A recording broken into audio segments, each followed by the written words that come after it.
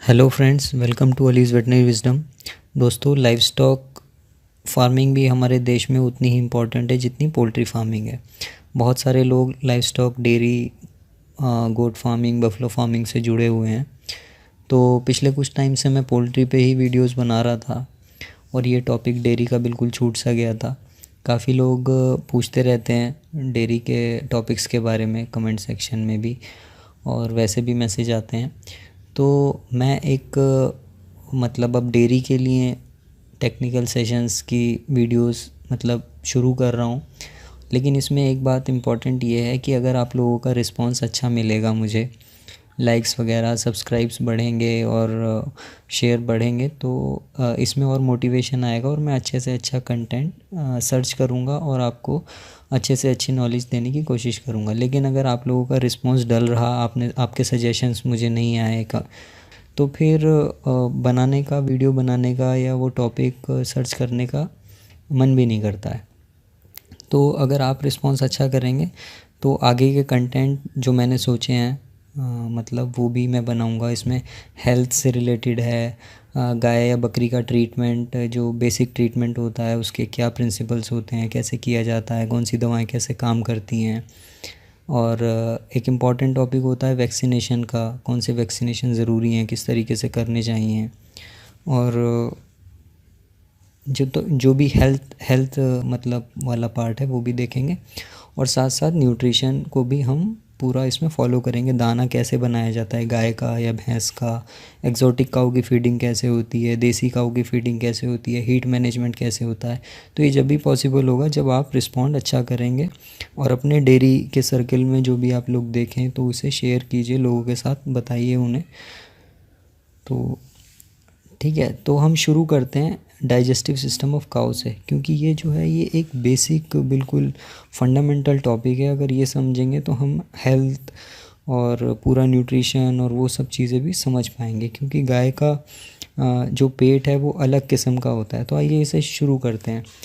Digestive system of cow, पाचन तंत्र जो होता है हमारा, जहाँ जिसमें खाना पचता है, वो किस तरीके का होता है वो हम इसमें देखेंगे। गाय जो है एक स्पेशल एनिमल है, क्योंकि इसका जो डाइजेस्टिव सिस्टम होता है वो स्पेशल होता है। हम जानते हैं कि जो भूसा है या घास है उसका कोई मेजर यूज़ नहीं है सिवाय इसके कि उसे गाय को या भैंस को या बकरियों को खिलाया जाए। अब मैं जब वीडियो में गाय बोलूँगा तो गाय में सब कुछ इंक्लूड हो जाएगा, उसमें भैंस भी आप उसे माने और भेड़ भी और बकरी भी। तो मैं गाय कह के ही आपको इसमें बोलूँगा, लेकिन उसमें सभी जानवर आ जाएंगे जिनके अंदर र्यूमन होता है। तो जो गाय होती है या बफलो होती है या गोट शीप कुछ भी है, वो फाइबर को यूटिलाइज़ करती हैं बेसिकली। ये जो स्ट्रॉ होता है, ये ग्रासेस होती हैं, इनके अंदर बेसिकली फ़ाइबर होता है। अगर ये एनिमल फ़ाइबर को यूटिलाइज़ नहीं करेंगे, घास भूसे को यूटिलाइज़ नहीं करेंगे, तो उसका और कोई यूज़ नहीं है और वो वेस्ट हो जाएगा। जो सेलुलोज होता है वो मेन ऑर्गेनिक मॉलिक्यूल है। दुनिया में जो सबसे ज़्यादा ऑर्गेनिक मॉलिक्यूल प्रोड्यूस होता है, नेचर द्वारा प्रोड्यूस किया जाता है, वो सेलुलोज होता है। और सेलुलोज इस फाइबर का हिस्सा होता है जो कि भूसे में या घास में या हरे चारे में मौजूद होता है। तो इस फाइबर का डाइजेशन किसी भी डाइजेस्टिव सिस्टम में पॉसिबल नहीं है। आप और हम या मुर्गी, कुत्ता या शेर, बिल्ली, ये कोई भी भूसा या घास नहीं खा के ज़िंदा नहीं रह सकते हैं। लेकिन गाय या भैंस ये फाइबर खा के, भूसा खा के ज़िंदा रहते हैं, क्योंकि इनके अंदर एक स्पेशल स्ट्रक्चर होता है, डाइजेस्टिव स्ट्रक्चर जिसे कहते हैं, और ये इसे कहते हैं र्यूमन। तो ये र्यूमन कहलाता है। अब हम देखते हैं, तो र्यूमन जो है वो स्पेशल फीचर है इन एनिमल्स का, और इन एनिमल्स को रूमिनेंट भी कहा जाता है। इस र्यूमन के अंदर क्या होता है, ये भी अपने डाइजेस्टिव एंजाइम से नहीं पचाते हैं भूसे या घास को, इनके अंदर भी बैक्टीरिया होते हैं, और ये बैक्टीरिया फाइबर को डाइजेस्ट करते हैं और एनिमल को एनर्जी प्रोवाइड कराते हैं उसके सर्वाइवल के लिए और प्रोडक्शन के लिए। तो काउस के अंदर जो बेसिक प्रोसेस होता है डाइजेशन का, वो फर्मेंटेशन होता है। दो तरीके के मेटाबॉलिक प्रोसेस होते हैं। एक होते हैं एरोबिक प्रोसेस, ठीक है, और एक होते हैं एनारोबिक। एरोबिक का मतलब होता है जहाँ पे ऑक्सीजन का यूटिलाइजेशन होता है उसे एरोबिक कहते हैं, और जहाँ पे ऑक्सीजन का यूटिलाइजेशन नहीं होता उसे एनारोबिक कहते हैं। तो बैक्टीरिया जो मतलब मेटाबॉलिज्म करते हैं, घास को या भूसे को पचाते हैं, तो वो फर्मेंटेटिव मेटाबॉलिज्म के थ्रू करते हैं। इन्हें ऑक्सीजन की रिक्वायरमेंट नहीं रहती है उस भूसे को या उस घास को पचाने के लिए, फाइबर को पचाने के लिए ऑक्सीजन की रिक्वायरमेंट इन्हें ज़्यादा नहीं रहती है, तो उसे फर्मेंटेटिव प्रोसेस कहते हैं। तो हम दूसरे शब्दों में ये भी कह सकते हैं कि जो डाइजेशन बैक्टीरिया करते हैं उसे फर्मेंटेटिव डाइजेशन कहा जाता है। तो बैक्टीरियल डाइजेशन जो र्यूमन के अंदर होता है, मतलब जो र्यूमन मैंने बताया आपको, र्यूमन अभी हम आगे देखेंगे कैसा होता है वो, बैक्टीरिया र्यूमन के अंदर रहते हैं और ये जो डाइजेशन करते हैं र्यूमन के अंदर उसे फर्मेंटेशन कहा जाता है। तो काऊ के अंदर जो बेसिकली डाइजेशन हो रहा है उसे हम फर्मेंटेशन कहते हैं। और बैक्टीरिया आप जैसे दही जमाते हैं तो वो भी एक तरीके का फर्मेंटेशन है, या बायोगैस बनाते हैं उसके अंदर गोबर जाता है वो भी फर्मेंटेशन है, या लिकर बनता है मतलब जो अल्कोहल बनता है या शराब बनती है वो भी फर्मेंटेशन से बनती है। बेसिकली बैक्टीरियल डाइजेशन जहाँ पे भी होता है तो बैक्टीरियल डाइजेशन को फर्मेंटेशन कहा जाता है। अब ह्यूमन को अगर आप लें या चिकन को या डॉग को लें तो इसके अंदर जो डाइजेशन होता है ना, ये डाइजेस्टिव एंजाइम्स के थ्रू होता है। डाइजेशन को एंजाइमेटिक डाइजेशन कहते हैं। और गाय भैंसों के अंदर ये फर्मेंटेटिव डाइजेशन कहलाता है, या बैक्टीरियल डाइजेशन भी इसे कहते हैं। तो फर्मेंटेटिव डाइजेशन जो होता है वो थोड़ा स्लो होता है ग्लैंडुलर डाइजेशन से। मतलब जो मान लीजिए आपने आज चारा खिलाया अपनी गाय को या भैंस को, तो वो लगभग 3 दिन बाद गोबर में आता है, इतना स्लो होता है। और अगर आप जैसे ह्यूमन है या डॉग है, उनके अंदर जो खाने का पैसेज है वो बहुत फास्ट होता है और एक दिन भी खाना अंदर नहीं टिक पाता है और वो फीसिस में लगभग 12 से 14 घंटे के अंदर आ जाता है। तो फर्मेंटेटिव डाइजेशन जो होता है वो स्पेशलाइज कंपार्टमेंट्स में होता है, और इन कंपार्टमेंट्स को क्या कहा जाता है, डाइजेस्टिव सिस्टम का जो पार्ट होता है इन्हें 4 स्टमक कहा जाता है। 4 का मतलब पहले, स्टमक का मतलब उसका जहाँ पे खाना पचता है। हमारी भी स्टमक होती है, हम खाना खाते हैं स्टमक में जाता है। तो इन वाले एनिमल्स के अंदर, गाय भैंसों के अंदर उस स्टमक से पहले कुछ पार्ट होता है, उसे हम 4 स्टमक कहते हैं। तो टेक्निकली जो 4 स्टमक हैं इसके 3 पार्ट होते हैं। एक र्यूमन होता है जो सबसे बड़ा रहता है, फिर रेटिकुलम होता है और ओमेसम होता है। ओमेसम के बाद एबोमेसम आता है। एबोमेसम और स्टमक, हमारा स्टमक और एबोमेसम एक जैसे ऑर्गन है, लेकिन हमारे अंदर र्यूमन रेटिकुलम ओमेसम नहीं मिलता है।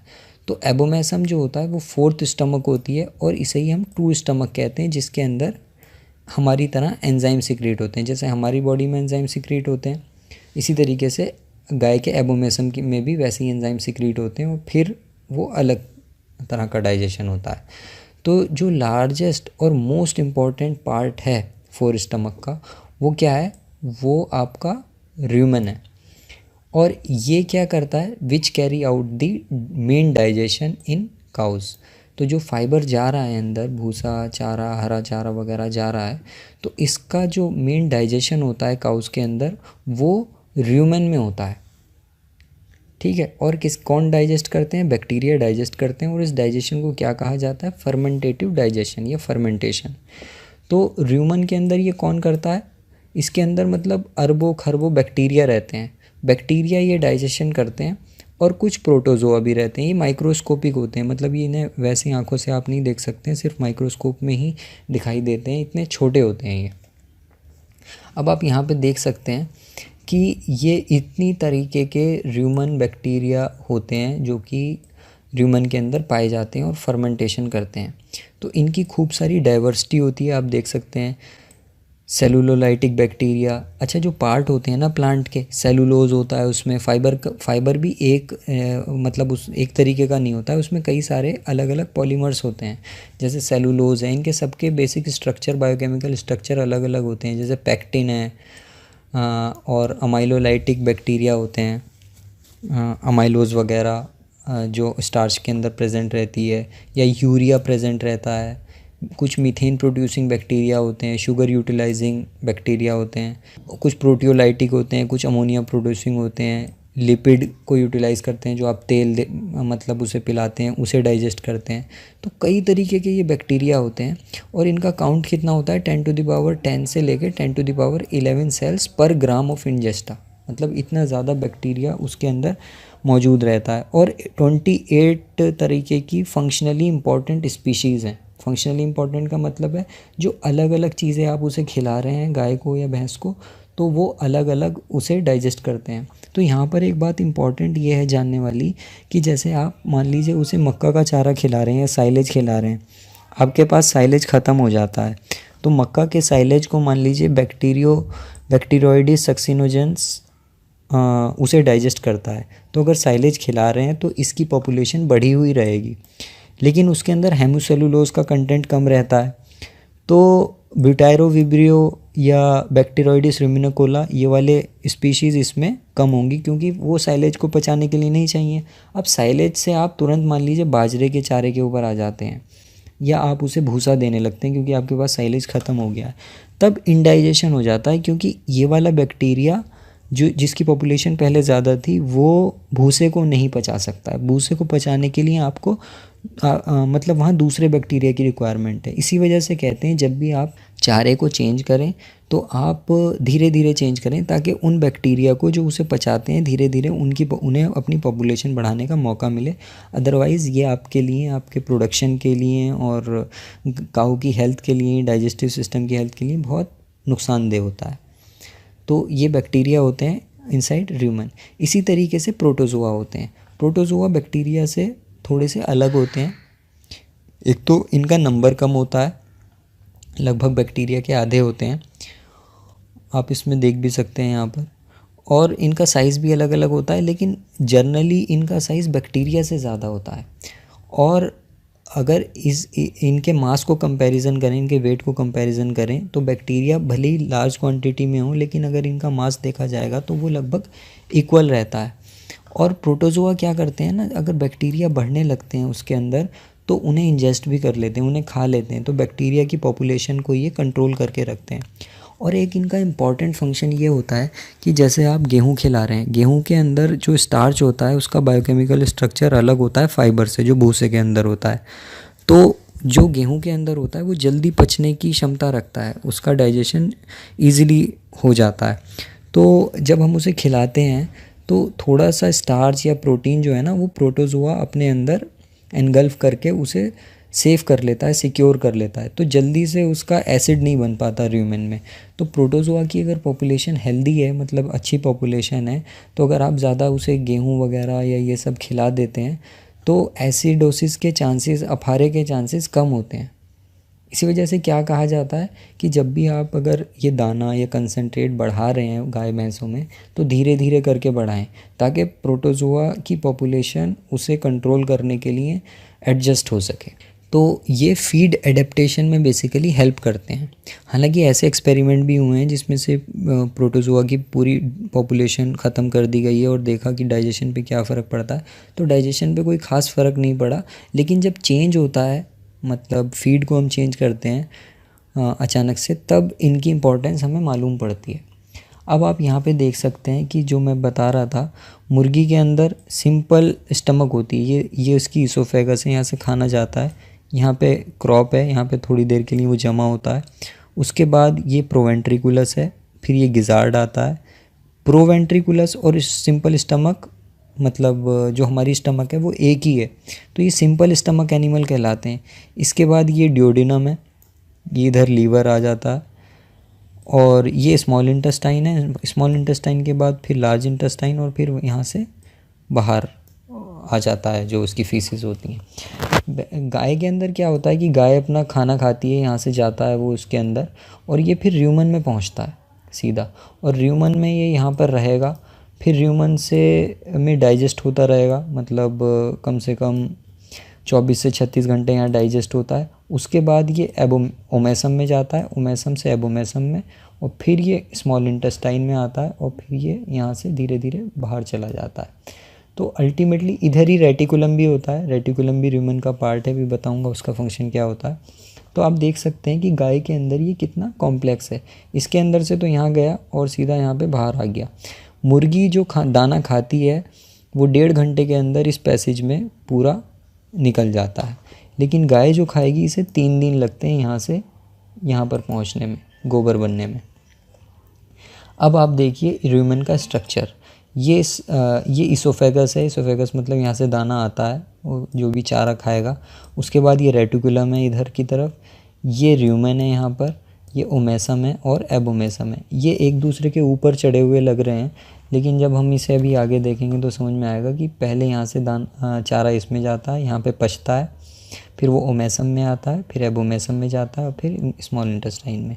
ये जो है आपको दिख रही है यहाँ पे, ये रूमन जो है ना, ये वाला पार्ट है, ये रूमन अंदर से ऐसा दिखाई देता है जैसे तौलिया टाइप से होता है।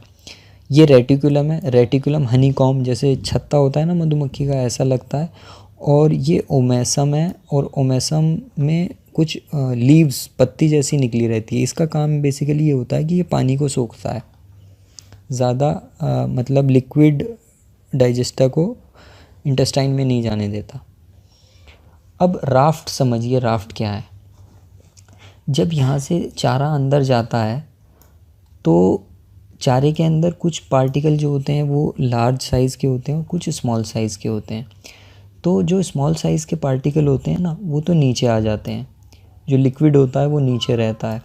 जो बड़े साइज़ का लॉन्गर टाइप का जो फॉरेज पार्टिकल होता है वो बीच में आ जाता है, जिसे राफ्ट कहते हैं। और जो गैस होती है वो जाहिर सी बात है ऊपर जाती है, यहाँ पे ये गैस कैप होता है, गैस ऊपर ट्रैप हो जाती है।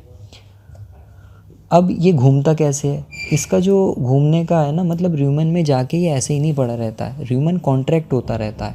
और जब रूमेन कॉन्ट्रैक्ट होता है तो ये अपने आप यहाँ पे घूमता रहता है और पचता रहता है। जैसे आपको यहाँ पे दिख रहा है ना, एरो बने हुए हैं, इस तरीके से घूमता है और ये यहाँ पर पचता रहता है। और ये इस तरीके से राफ्ट उल्टी दिशा में घूमता है। तो होता क्या है कि जब रूमेन के कॉन्ट्रैक्शंस होते हैं ना, ये यहाँ से कॉन्ट्रैक्ट होना शुरू करता है। जब यहाँ से कॉन्ट्रैक्ट होता है तो ये गैस का जो बबल है ये आगे की तरफ जाता है। आगे की तरफ जब जाता है यहाँ पे, तो यहाँ के जो स्फिंक्टर्स होते हैं ना, जो पर्पल दिखाई दे रहा है, इन्हें पता चल जाता है कि यहाँ पर गैस है, और यहाँ से ये फिर बाहर निकल जाता है। तो ये कॉन्ट्रैक्शन रिलैक्सेशन की साइकिल रूमेन में चलती रहती है, और जो एनिमल है वो यहाँ से बाहर अपनी जो गैस है वो निकालता रहता है। अगर ये गैस ना निकाल पाए तो अफारा हो जाएगा। तो ये इम्पॉर्टेंट, इसका ह्यूमन हेल्थ का एक बहुत इंपॉर्टेंट पार्ट है। देखिए, अगर ह्यूमन हेल्थ को आपने समझ लिया और इसे कंट्रोल करना आपको आ गया, तो आप एक बहुत अच्छे सक्सेसफुल मतलब डेयरी फार्मर या गोट फार्मर, बफेलो फार्मर बन सकते हैं। अब फ्रोथी ब्लोट क्या होता है? मान लीजिए आपने अपने एनिमल्स को लेग्यूम्स खिलाए, जैसे बरसीम वरसीम होती है ना, या ओस पड़ी रहती है जिनके ऊपर ठंड के मौसम में, वो वाला चारा अगर हम इन्हें दे देते हैं तो क्या होता है ना कि ये जो गैस है यहाँ पर, ये गैस ना रह के बबल्स बन जाते हैं, मतलब एक झाग सा बन जाता है। और पता है, और हम लोगों को पता है कि झाग में से एयर का निकलना कितना मुश्किल होता है। तो जब कॉन्ट्रैक्ट होने लगता है रूमेन, तो ये वाला जो स्फिंक्टर होता है, इसे ज़रूरी ये है कि यहाँ पर इसे सूखा महसूस हो, मतलब जब गैस आएगी तो सूखा होगा तब ये खुलता है। अगर इसे गीला ही महसूस होता रहेगा तो ये खुलता नहीं है, तो इरेक्टेशन नहीं हो पाता, वो जो गैस है वो इरेक्ट नहीं हो पाती है। तो यहाँ से जब ये कॉन्ट्रैक्ट होना शुरू होता है तो यहाँ पे सामने भी इसके झाग आ जाते हैं। जब झाग आते हैं तो ये खुल नहीं पाता है। तो ऐसी कंडीशन में ये क्या कहलाती है? अफारे की कंडीशन कहलाती है कि ब्लोट हो गया है। ब्लोट को तोड़ना बहुत ज़रूरी होता है, अदरवाइज़ क्या प्रॉब्लम आती है कि ये रूमेन इन्फ्लेट होता रहता है, इसके अंदर गैस बनती रहती है, और ये फिर रेस्पायरेशन से इंटरफेयर करती है, सांस नहीं ले पाता है एनिमल और मर भी जाता है। तो ज़रूरी हमें यह है समझना, आगे जब इसका ट्रीटमेंट की कोई वीडियो बनाऊंगा तो बताऊंगा कि किस तरीके से इसे तोड़ा जाता है, ब्लोट को या फारे को। लेकिन यहाँ पे आप ये समझ लें कि ये झाग बन जाते हैं, और ये झाग इसे खुलने नहीं देते हैं, यहाँ से गैस को बाहर नहीं निकलने देते हैं। तो इस तरीके से ये फ्रोथी ब्लोट होता है। इसी तरीके से रिगर्जिटेशन होता है। रिगर्जिटेशन का क्या मतलब होता है? जो एनिमल जुगाली करता है ना, वो एक पार्ट होता है इसकी फिजियोलॉजी का। जब जुगाली करने की बात होती है तो राफ्ट जो होता है ना, राफ्ट से ये ऊपर जाता है ये मटेरियल, क्योंकि ये कोर्स है, मतलब इसके पार्टिकल बड़े हैं, इसे दोबारा चबाना होता है उस एनिमल को। तो ये जब चबा लेता है काफ़ी टाइम से, फिर ये आके ह्यूमन लिकर का पार्ट बन जाता है। तो राफ्ट ऊपर जाता रहता है, उसे एनिमल चबाता है और नीचे आके ह्यूमन लिकर का पार्ट हो जाता है। तो ये साइकिल चलती रहती है, एक बार गैस निकलती है और एक बार कट चूइंग होती है, मतलब जुगाली के लिए राफ्ट ऊपर जाता रहता है। अब आप यहाँ पे देखिए ह्यूमन का स्ट्रक्चर देख सकते हैं।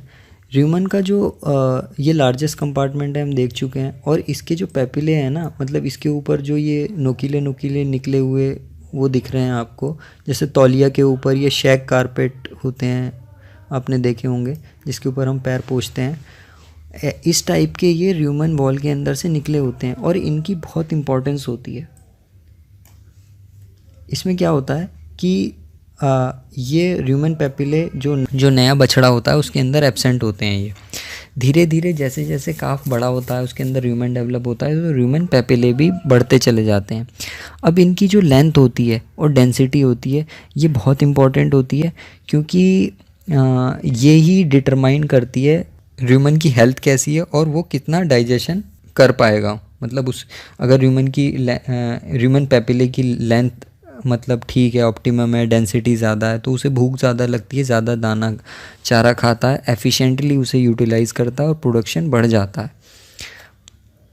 तो कई सारी कंडीशन और स्टेजेस होती हैं लाइफ में जो कि ह्यूमन पैपिले की हेल्थ को डिटरमाइन करती हैं। अब वो कंडीशन क्या है, ये बात आप नोट कर लें, गांठ बांध लें, लिख लें अपने नोट्स में, कि जो गुड क्वालिटी का फीड होता है ना वो तभी यूटिलाइज़ होता है जब बैक्टीरियल पॉपुलेशन ह्यूमन की हेल्दी होगी, अच्छी होगी, और वो हेल्दी होगी तो पैपिले अच्छे होंगे, और पैपिले अच्छे होंगे तो ह्यूमन की हेल्थ अच्छी होगी। अब जो नया पैदा हुआ बछड़ा होता है उसके अंदर ना तो ह्यूमन डेवलप हुआ होता और ना ही उसके अंदर बैक्टीरिया होते हैं और ना ही ह्यूमन पैपिला होते हैं। लेकिन ये सब डिपेंड किस पे करता है, जब हम उसे थोड़ा थोड़ा भूसा या हरा चारा देना शुरू करते हैं ना, धीरे धीरे उसका ह्यूमन डेवलप होना शुरू होता है, उसके अंदर बैक्टीरिया बढ़ने लगते हैं, और वो बैक्टीरिया जब बढ़ते हैं तो ह्यूमन पैपिले का धीरे धीरे डेवलपमेंट होता है। उस ह्यूमन पैपिले के लिए सबसे ज़्यादा जो ज़रूरी खुराक होती है वो ब्यूटायरेट होता है। वो एक तरीके का वोलेटाइल फैटी एसिड है, और सिर्फ ब्यूटायरेट ऐसा है जो कि ह्यूमन पैपिले को बढ़ने में मदद करता है, उसकी हेल्थ को बना के रखता है। और ब्यूटायरेट सिर्फ बैक्टीरिया बना सकते हैं एक पर्टिकुलर, जब उन्हें डाइट दी जाती है। तो ह्यूमन की एपिथेलियम की हेल्थ डिपेंड करती है ब्यूटायरेट का मतलब जो कंसंट्रेशन है वो कैसा है, और ब्यूटायरेट का कंसंट्रेशन जब अच्छा होता है जब ब्यूटायरेट बनाने वाले बैक्टीरिया अंदर अच्छी तादाद में मौजूद हों। तो वो वाली डाइट जो कि ब्यूटायरेट प्रोडक्शन को मतलब बढ़ाए, वो रूमिनेंट जो होते हैं, मतलब जो छोटे काफ होते हैं, उनके ह्यूमन डेवलपमेंट के लिए बहुत अच्छी होती है। और ब्यूटायरेट जो बनता है वो मेनली ग्रेन से बनता है। उसे अगर हरा चारा ज़्यादा देंगे या भूसा ज़्यादा देंगे तो उससे इतना वो नहीं उस पर इम्पेक्ट आता।